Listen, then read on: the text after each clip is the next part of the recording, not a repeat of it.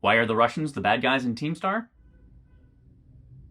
2 reasons. Number 1, they make great bad guys. Indiana Jones, Rocky, Hunt for Red October, GoldenEye, there's no shortage of adventure or thriller stories that cast those crazy Russians as baddies. Of course, a nationality doesn't make you a bad guy. I make that much clear as Team Star's story progresses. But when your government has been an authoritarian police state for pretty much its entire history, it's a pretty good bet people will cast it in the antagonist role. The second reason is more serious, so I'm gonna stop the silly music.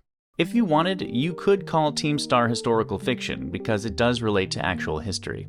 In 2014, the same year I was getting my first taste of competitive Counter-Strike in Sweden, the Ukrainian people finally stood up to their corrupt president Viktor Yanukovych, a man who had jailed his political opponent on bogus charges and had tried to defy the overwhelming will of the people to establish closer ties with the European Union. Against bullets and beatings in Maidan Square in Kyiv, thousands of brave Ukrainians stood up to Yanukovych's security forces. Over 100 were killed, but eventually their persistence forced Yanukovych to resign and flee to Russia. It was honestly one of the most inspiring acts of defiance I've ever seen in my life, but unfortunately it was followed almost immediately by a Russian invasion and occupation of eastern Ukraine and Crimea.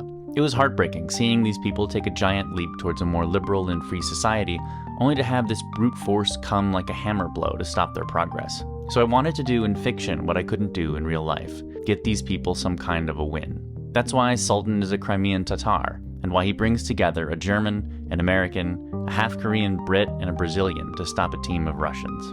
I hope one day there's no good reason to have a certain nationality play the role of bad guys in fiction, but if they don that role willingly in real life, I see no reason to hold back in righting some wrongs on the page.